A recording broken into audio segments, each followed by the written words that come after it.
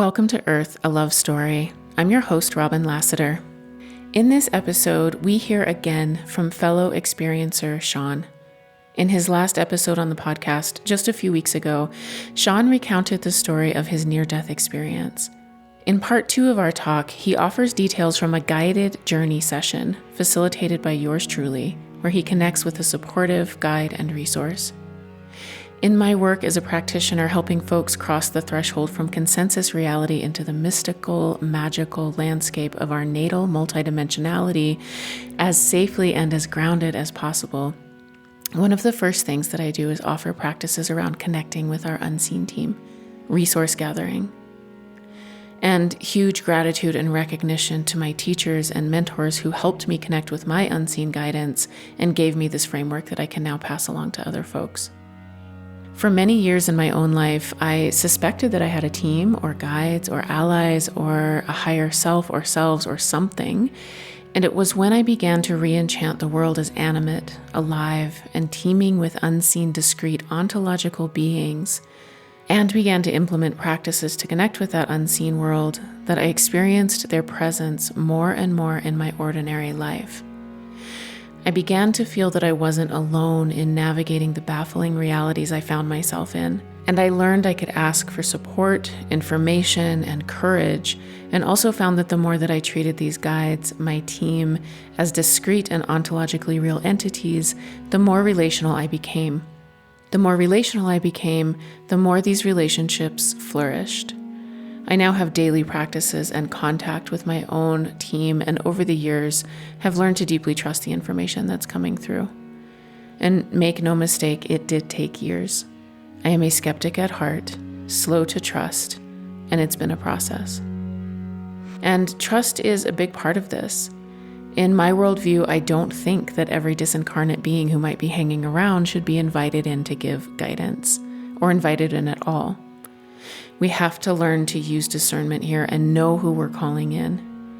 One way to do that is to be really specific with language.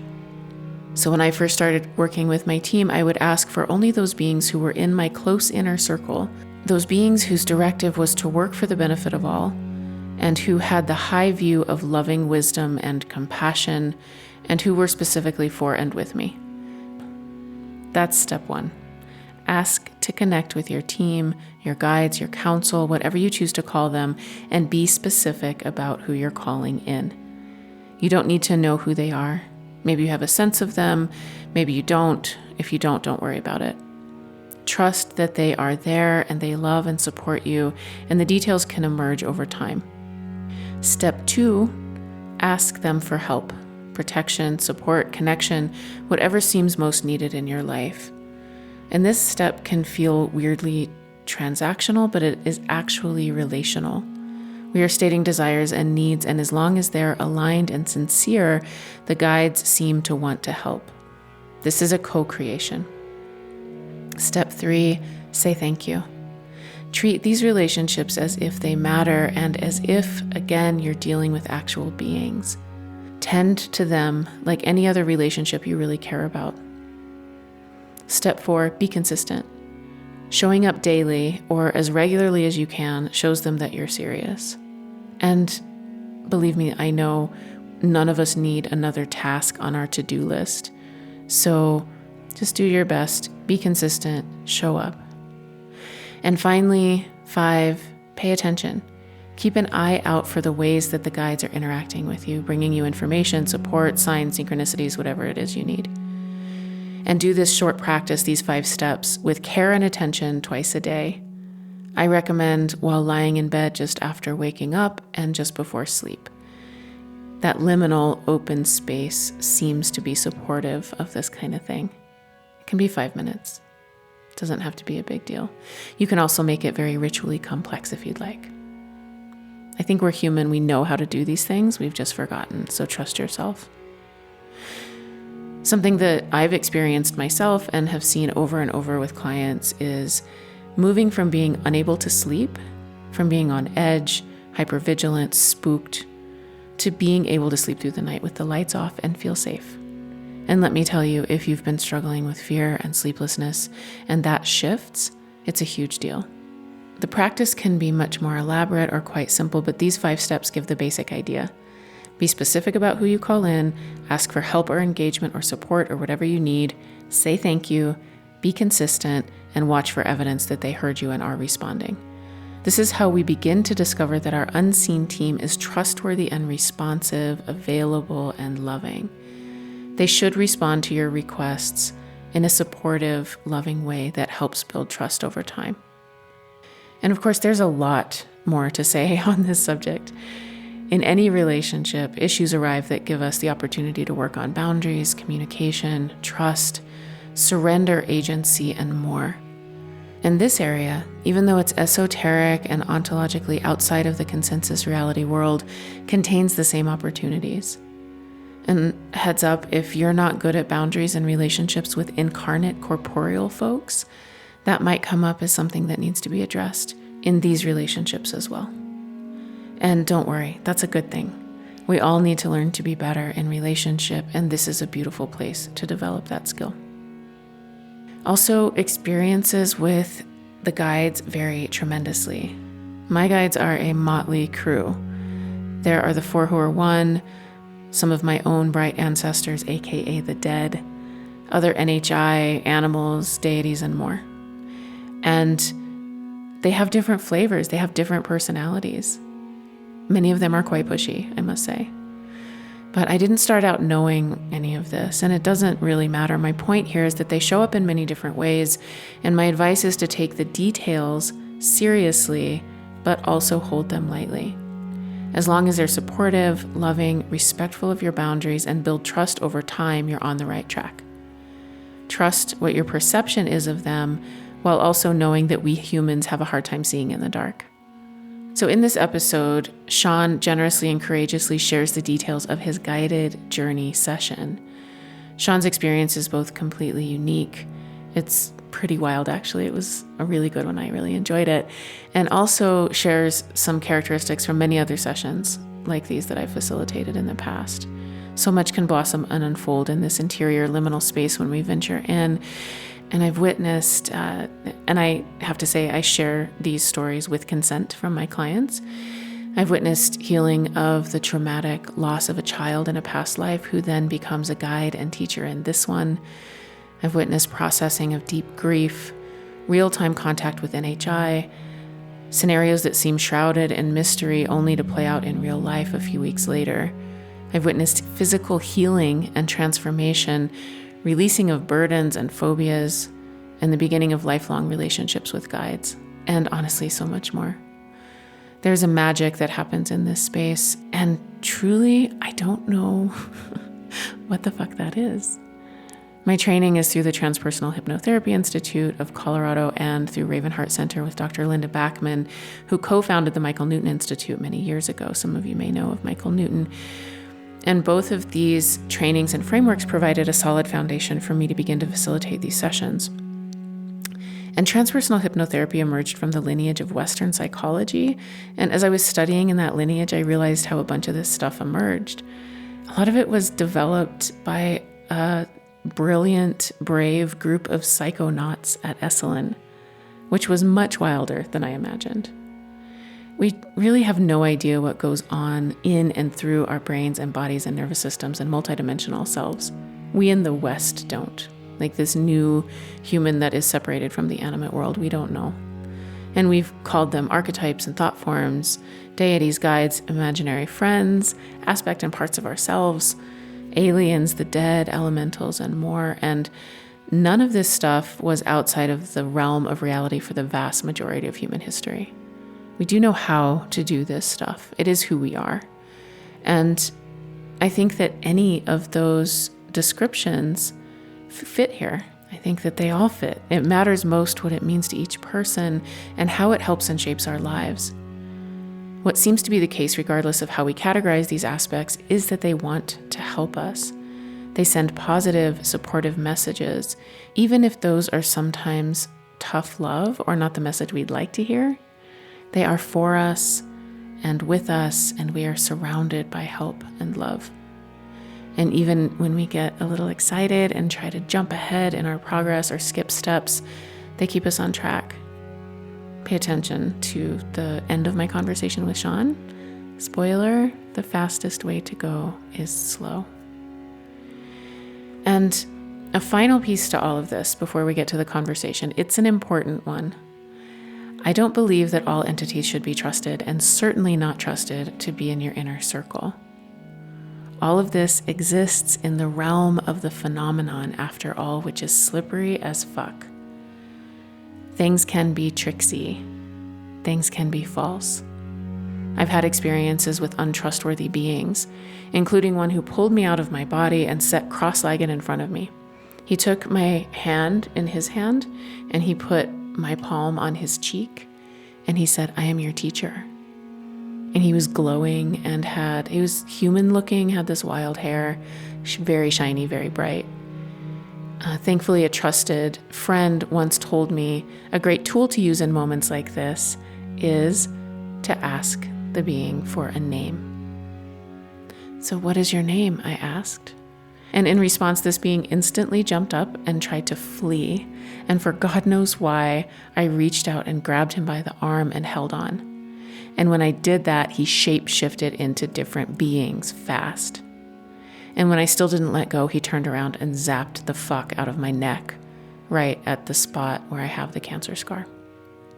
And that pain and buzzing stayed with me all day. It was really disconcerting. And I'm so grateful that I had that tool of asking, "What is your name?" So, discernment. Be clear about who you're calling in. Don't open your door to just anyone. Let them earn your trust. You might not ever see them. You might not be someone who has out-of-body experiences. It doesn't matter. Let them earn your trust, and if they are trustworthy, they won't mind. And if they mind, they're probably not trustworthy. I'm going to do a whole thing on this. It's one of my favorite things to teach and explore, so stay tuned for more. Always stay tuned for more. I'm always going to do all the things, and I swear I will eventually. Okay. Wow, that was a lot, but necessary for framework for this wonderful conversation with my friend Sean. Now, please enjoy. You and I did some work together. Sure did. We did. We did what I call guided journey work, easing people into kind of a state of deep relaxation is all that it is. And then the person is reporting everything that they're experiencing, and I'm just providing these broad guide rails and asking questions. None of it's coming from me. And so it's always a very interesting experience. It's like, are we going into our own deep subconscious? Is this a transpersonal event that's happening real time? Yes.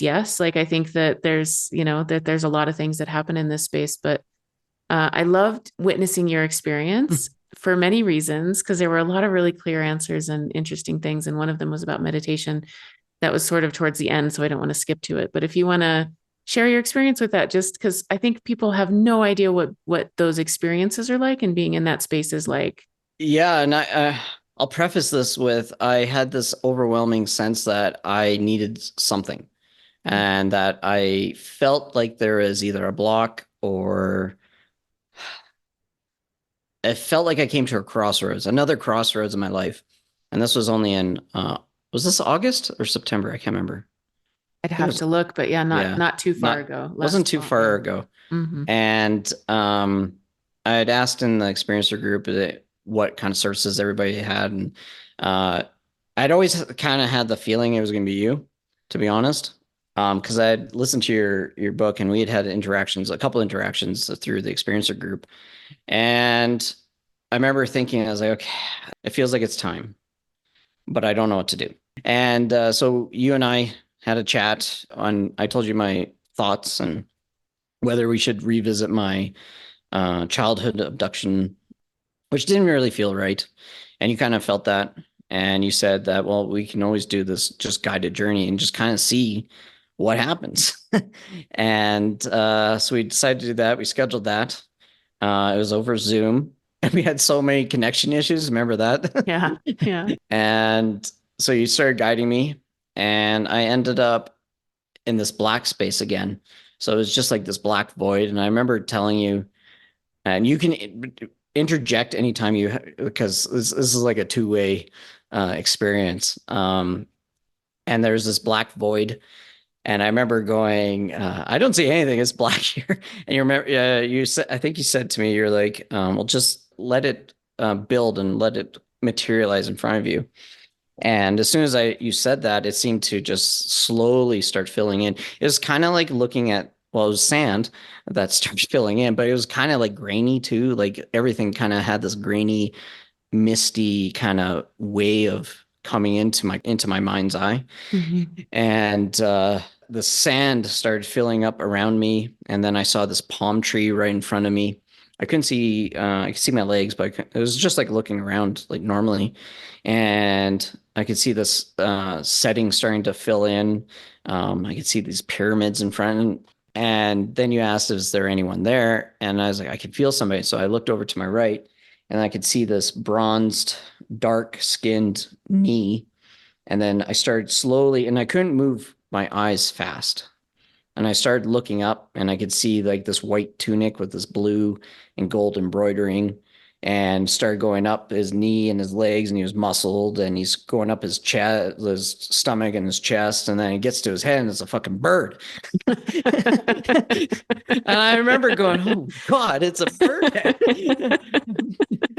And it shocked the shit out of me. I wasn't expecting a bird head. Like, and to preface this is like I was terrified of birds until I had this weird experience with my dad a couple months before, and I was like terrified. I was terrified of budgies.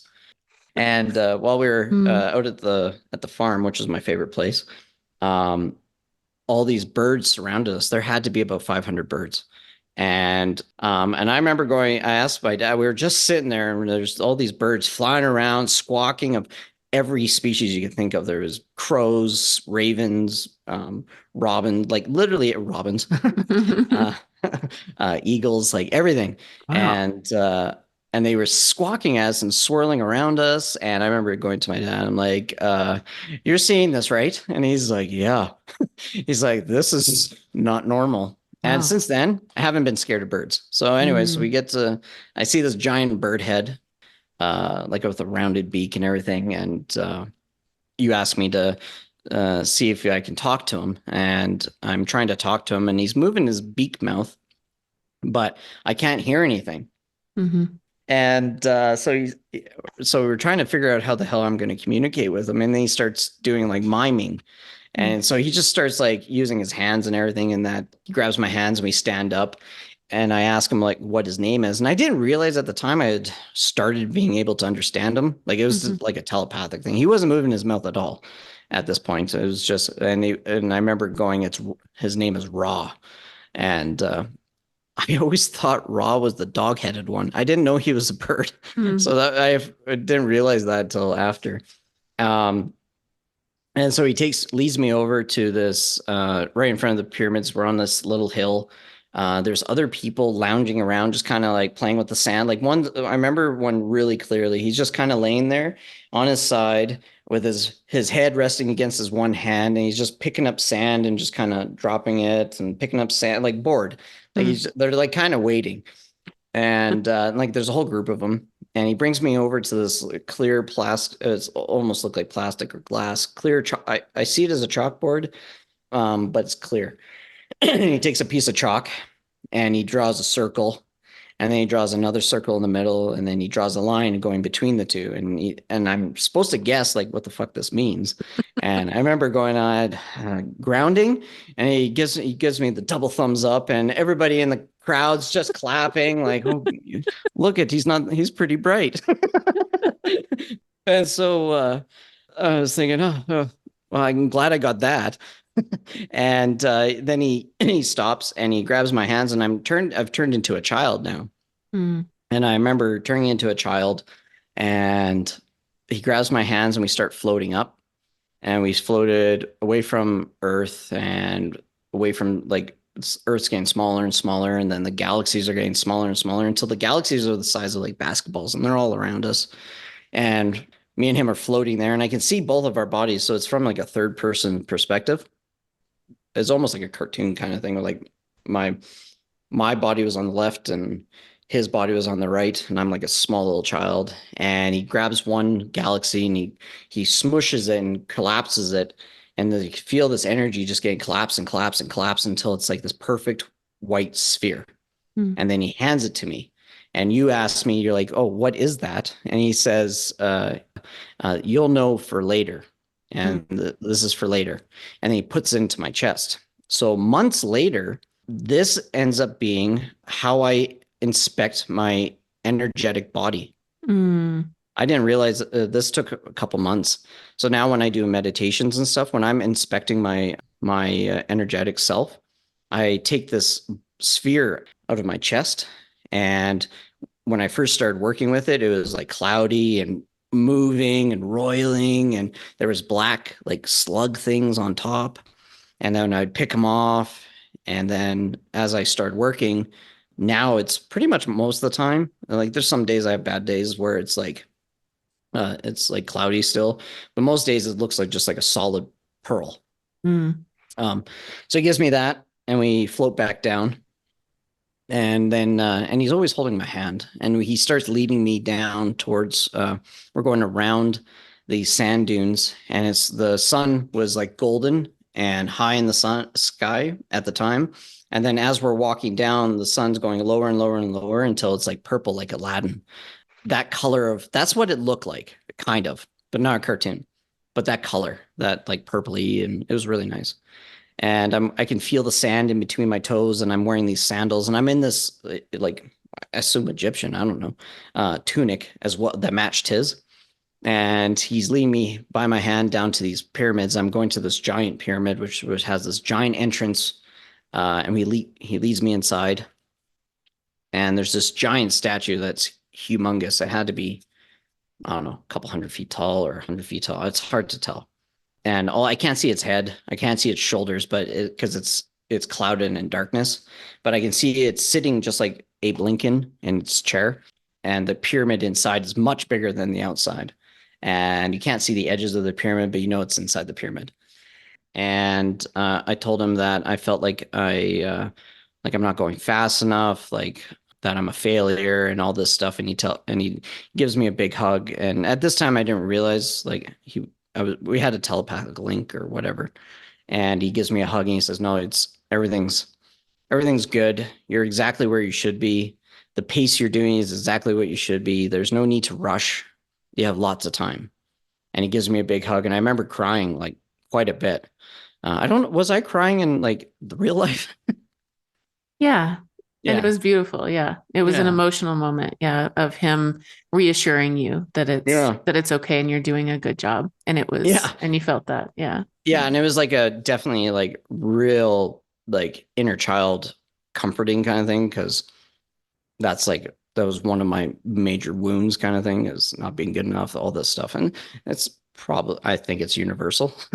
uh Yeah. and so and then he leads me and we sit cross-legged and he tells me to sit cross-legged. So I'm sitting across from him and he tells me to do what I found out was a mudra. I didn't know what mudras were at the time, but he tells me to put my middle finger and my thumb together and then both hands, put them on my knees. And he starts teaching me what I now know is holotropic breathing.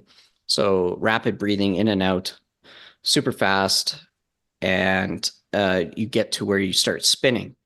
And then once you start spinning, you don't stop it because every time I'd had that lots, but I'd always stop it because I was, I'm getting gonna puke here. But then he's like, no, that's exactly what you're supposed to do. So once you start spinning, I float out of my body and I'm sitting above my body. So it's like Inception, right? I'm already in my mind. Now I'm outside of my Mm. mind's body, and so I'm sitting on top of my child body there. And he says, "Okay, good." And I float back into my body, and he gives me the double thumbs up again, like good job. And he grabs my hand again, and we start walking in, and we walk into this another room, and it's again this giant room, and there's this giant golden tree trunk reaching up into the darkness, and along the sides is these shelves of books, and there's all these branches that lead to all these different levels of shelves of books, and we jump on one of these, and it's kind of like a slot. It's like a sidewalk. You know the airport sidewalks where they Mm. just like propel you. So, except Mhm. these ones don't move. But it propelled us up there, and we end up at this bookshelf, and he pulls this book out, and he opens it up, and it's halfway. It's halfway through a page, and it's stopped mid sentence. He says, "This is your book," and he Mm. closes it, puts it back, and we start going on the golden escalator. And I ask for some reason I wanted to ask, like, is this connected to Atlantis? Because I felt like this was like some connection between Atlantis and Egypt or something. And he pulls all of a sudden there's a red thread in his hand and in his two fingers, and he pulls it tight, like tugs on it, and says it's connected. Mm. Thanks.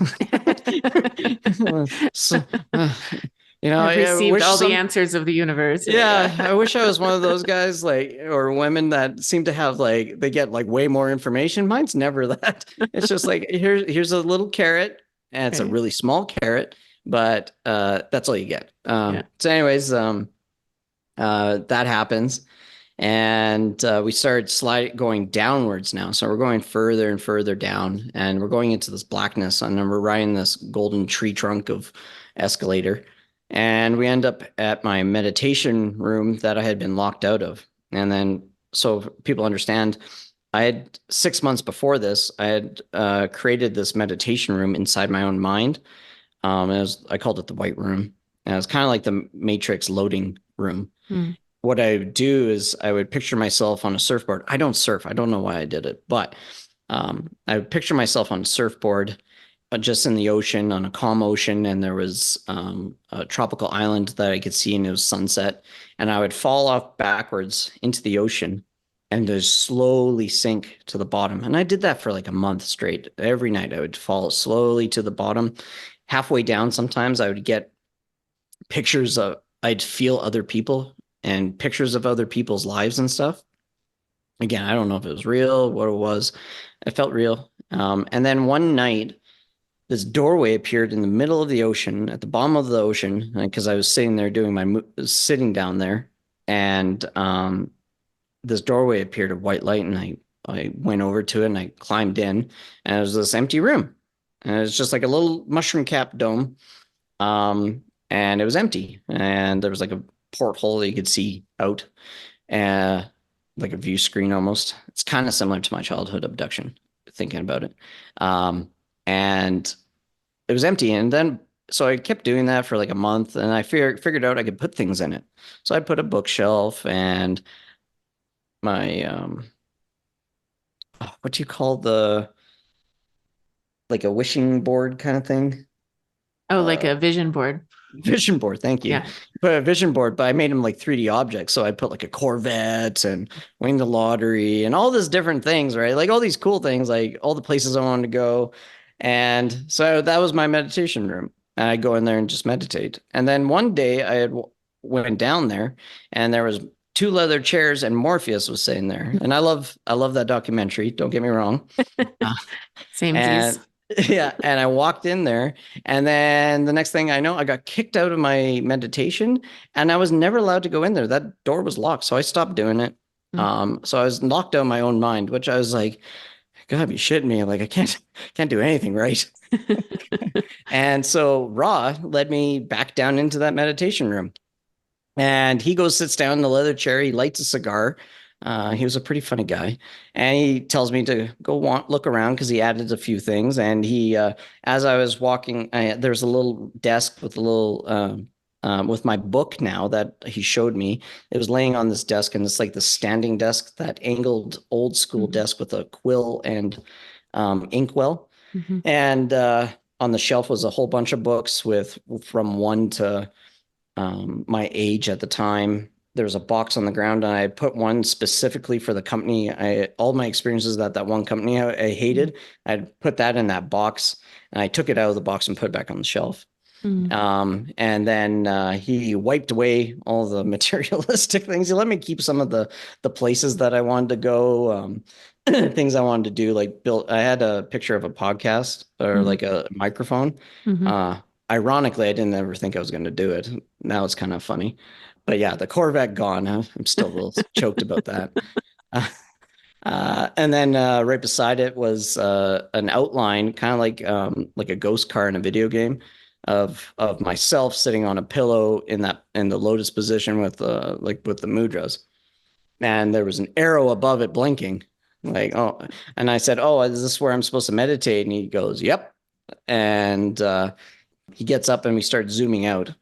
Everything gets smaller and you can see my meditation room where it is. And then you can start seeing all these other white rooms all over the world. And some of them are full, some of them are empty. Most of them are empty. And there you keep zooming out, zooming out, zooming out, zooming out. And there's all these rooms empty. And you can see, and he's like, everything's connected. And this will come into play later. And then we zoom back in. He says, good job, and he leaves. Mm. And I remember you asking me like, is there anything else? Like, and I was like, I don't know. And there was a list beside the door, and there was a list of things that I'm supposed to do. And Mhm. it turns out it's like protocols, right? So my list is from 1 to 100. And number one was eat healthy. Number two was don't worry so much about your body image. Mm. Number three was meditate. Number four was empty, and number five was yoga. And Mhm. I remember saying to you, I said, "Oh, there's a list of five, and I gave you four, and you're like, well, that's only four."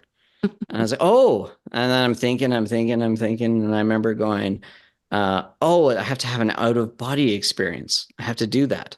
And then this, right in the middle of this room, this achievement unlocked with like lights started going off, going, good job. And then it filled in on my protocol list.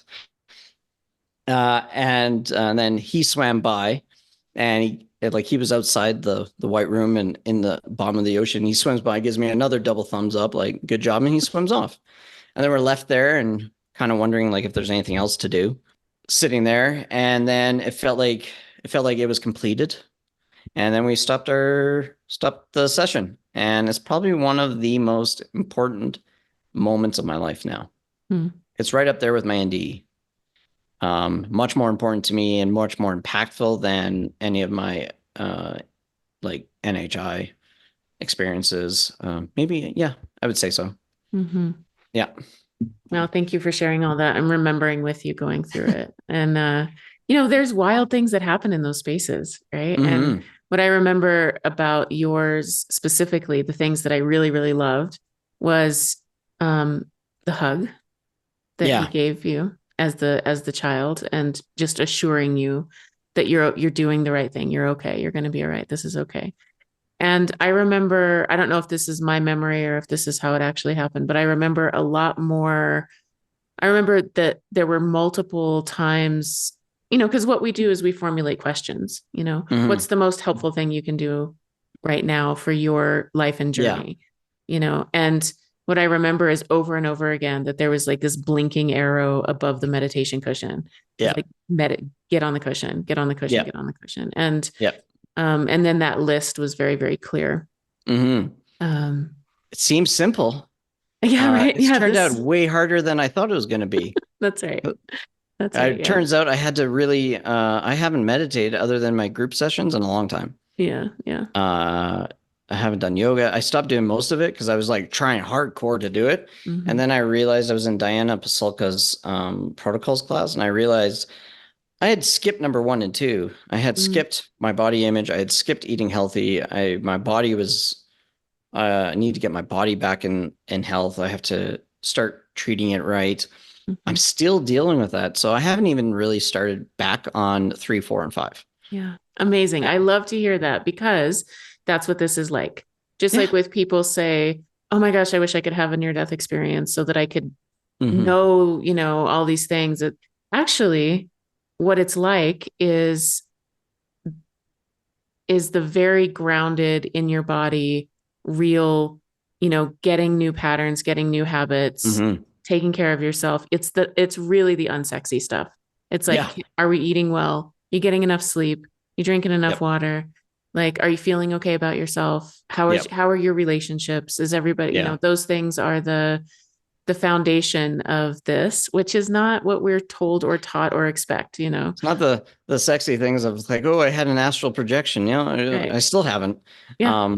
I'm still trying to figure out my relationship with food. Like I'm still, when I have an emotional day, what do I go back to? I was on keto because keto is the easiest for me to lose weight Mm. and it's best for my body right now. Yeah. Um, the as soon as I have an emotional thing, chips are my best friend. Yeah. Right. Right. Yeah, And totally. it's really difficult to start getting that discipline. What I'm really focusing on is not kicking my ass all the time Yeah. Right. Right. and starting to take these baby steps that I never allowed myself to before. And I would always meet with failure because I'd always want results immediately, Mhm. very impatient.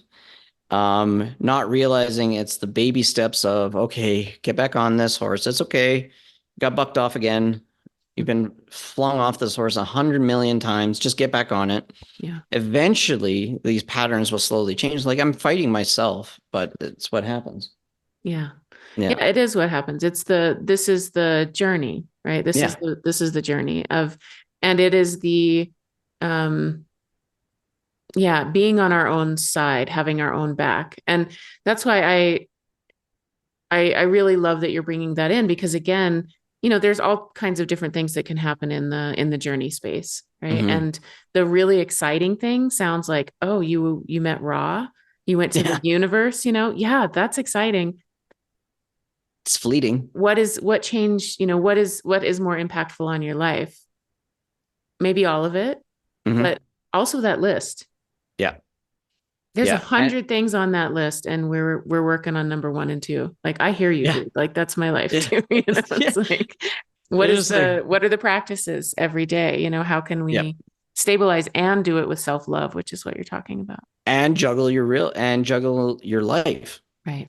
Right. So how do you find the time to be able to do this? Well, you have to start somewhere. You have to build the foundation.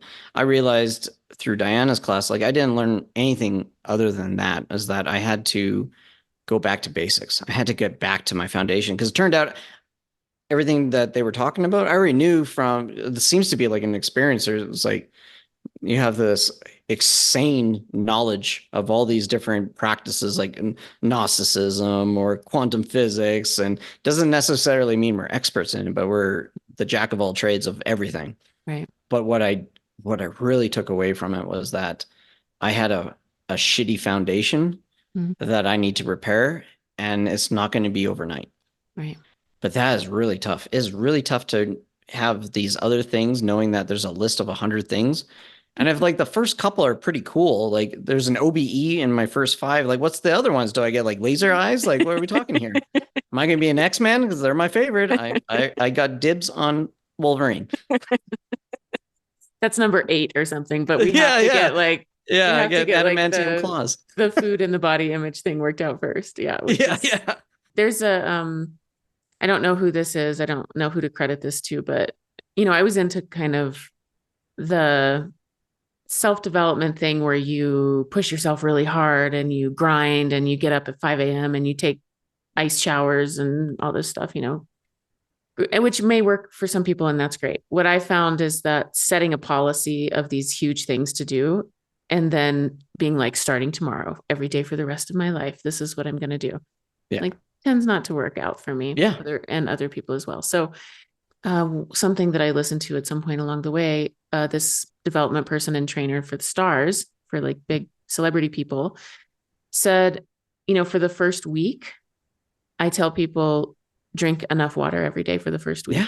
And his clients are like, no, man, let's get into it. Like, get me on the treadmill, get me, and he's like, when you can drink enough water every day for a week, then you can move on to, Doing it for 2 weeks. yes. And like start talking about like maybe then we can maybe start talking about go for a little 10-minute walk every day, Yeah. or it's these small things. And the other thing that I found is that if we can not treat it like a to-do list that we're going to fail at, instead of it being like, oh, I've got to add this in, I've got to do this, I've got to do that, what can we add in that's Yeah. relatively easy for us to do and pleasant so that we have wins, Yeah. little wins that Yeah. build up over time, so that we make a 1 degree course correction and in 6 months we're in a whole different landscape. Yeah. Yeah, exactly. Well, it's like Huberman and Rogan and all these people talk about. It's like, oh, you gotta do. I remember you in your last episode, you were talking about doing ice baths and ice Mhm. showers, and you gotta do all these hard things so everything else is easier. But holy shit, like, uh, I'm trying to do 3 liters of water Yeah. a week, or I mean, a day. Yeah. I can do it for a week. Hmm. I do that, no problem. I can eat healthy for a week. I'm trying to get to 2 weeks. Yeah. And it's about restarted about 3 months now. Yeah. Yeah. Like Yeah. it's not that easy just to start these basic habits. But we gotta have compassion for ourselves, I think is the biggest thing. And that's really hard because it's so easy to get down on yourself saying that like fuck, you did it again. You had that chocolate bar, and I have a lot of chocolate here, and it's so tempting because the kids love their snacks and they're all Yeah. delicious. I have a gluten intolerance that's almost celiacs now. So my Mm. mom has celiacs, and my grandma does too. And when you know what I really crave most times? Bread. Yeah. And Yeah. sometimes I'm like, you know what? Sorry, buddy, you're gonna suffer today because I really want that goddamn pretzel. Yep. Yep. That's And right. I'm not going to feel bad about it. I remember you talking about that about chocolate cake or something once, while like along like when you first started. It's like, you know what, fuck it, I'm going to have it. Right. I'm not going to feel guilty about it. Yeah. The Yeah, steak and cake episode, after many years of being very restrictive, beating myself up a lot.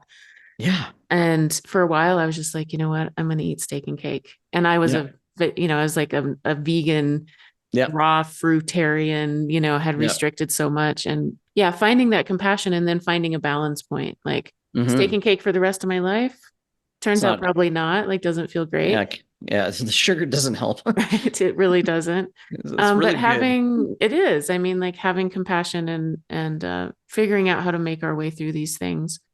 And this is just a thought that's coming in because it's something that I've thought about for myself quite a bit. And I don't know, this is a story I'm telling myself. I don't know if this is true or not, but part of my story that I tell myself is that I don't know how to human very well for a variety Mm-hmm. of reasons. Hmm. And so as you were saying, we have access to all of these really big experiences. We have a high level of understanding of a lot of bizarre things out there on the edge. We can Yeah, hold I a like where you're lot, going. Yeah, right? Can't drink enough water for 2 weeks yeah, in a row, stuff like that. yeah, So it feels like learning to be a human on earth in these physical bodies and not yeah, fight them, but really love them. yeah. And then we can also still have access to all these amazing, wonderful landscapes and places and experiences. It actually like turns out, I think it's the doorway to them, Hmm. you know. That's right. That's Yeah, OBE is number 4 on your list. yeah. It's not that, we think that these things are like the pinnacle we're supposed to It's not. reach. It's our bodies, the We earth. forget about the basics. Yeah. Yeah. Yeah. It's like your body is your temple. Well, mine's fucking crumbling. Yeah. Yeah, Yeah. it's my partner and I were recently talking about how it's really, really, really hard to just do the basics of literally everything. Like Mhm. it's like we skipped all of elementary and we're in high school, Right.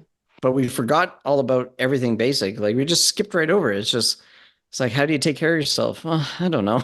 Right. I don't know. It's hard. Yeah, it's Yeah. really hard. And Yeah. it's hard because the world is set up to make it to have all these Easy. conveniences that Yeah. don't actually serve us, turns out, you know, Yeah. that serve us in some, like, for example, anything that we would want to eat ever available on any shelf ever, as much salt, fat, sugar, which is what we are, our bodies are Programmed. programmed to look Yeah. for. So now it's all available. Yeah. Amazing, right? But Yeah. turns out full access to that 24/7 isn't the greatest for us. So how can we, develop discernment, maturity, a lot of self-love, giving the body what it needs instead of what it always wants, finding the balance. Like, yeah, it's a lot. It's tricky. I think it's part of Yeah. our And evolution actually is to figure this out. it is. Yeah. And it's part of that whole we were talking about before is no, we have to control not just our urges from our body, but also our emotions Mm-hmm. and realize that they're so linked and so together that you can't untangle. It's so hard to untangle. Yeah. Like I realize that if there's anything free for food, I am a beast. Yeah. So Yeah. today at the conference, there was free food. I had everything. Yeah. And Right. I feel like shit right now. And I'm going, tomorrow I'm going to try to restrain myself. Right. Will I? I don't know, but I'm going to try. Yeah. I'm not going to beat myself up if I have the waffles that are full of gluten and I'm going to feel like shit. Because Yeah. it's really hard to, even though you feel like shit, it's that instant dopamine kick Mhm. overrides it pretty easy. Right. Yeah. Yeah. And it feels like it's a journey of becoming more and more and more aware of all of these things. And we open up a little space to make a different choice. Mm-hmm. That's what meditation does. That's what these practices do, is just open up a little. Can I pause in that moment and make a different choice? Because sometimes we can't. We're just a product of our patterns and history Yep. and constructs, and we cannot make a different choice. Yep. Open up a little bit of space, can choose a different thing. And I'm even conscious of the fact that I'm getting tested all the time. Yeah. Yeah. And it's still like, I know I'm going to fail this test. Yeah. I know I should be evolved. And I know the universe, like, I'll literally have the thought and I'll be like doing really good for like a week or two. And I'm like, man, I'm crushing it. And then there'll be free food that shows up every fucking time. And I'll be like, I know it's a trick. Right. Like, I know I'm supposed to pass this, but am I getting rewarded? Right. Right. Yeah, right. I did good for 2 weeks. Is this my reward? It's like, I oh think no, so. turns out it's the test, right? Yeah. Yeah. Yeah. Yeah. Yeah. It's interesting. I really, I don't know if you do this yet or do this or you stop doing it or whatever, but I view everything now as patterns and tests and assignments now. It might be because I'm having to do that night and day for teaching, but I view certain things that happen in my life now from a weird pulled back perspective. Like I'm feeling it emotionally, I'm feeling it in my body, I'm feeling it in my soul and everything, but I'm like also looking at it as like I'm a kid and I'm a kindergartner and the teacher just put out this assignment and seeing how I work with this problem. It's a very different perspective to come from. Yeah. So if you could like offer a pearl of wisdom to someone who's going through a really hard time. Do we got 40 minutes? What would I say? That you'll make it and that you'll hear this a million times from a million people, that it's going to be okay, that everything's going to work out. And at the time when you're there in that worst part of your life, or you just don't see an end, you never believe it. I know I certainly didn't. But you will. And that if you think you're not loved, you are. And that life is worth living, even in the darkest times. I know for myself, I look back at the worst times of my life and the people that hurt me the worst, and I'm extremely thankful for them. I'm extremely thankful for the events that happened, even though it fucking sucked. Because that gave me the strength to stop being so afraid of life. Thanks, Sean. Thank you so much to Morgan Jenks for our musical soundscapes, and thank you so much to Sean for sharing so bravely and courageously and enthusiastically. What a great dude. Check out his podcast, which you can find in the show notes. And if you'd like to book a one-on-one session with me, please visit honeyheart.org.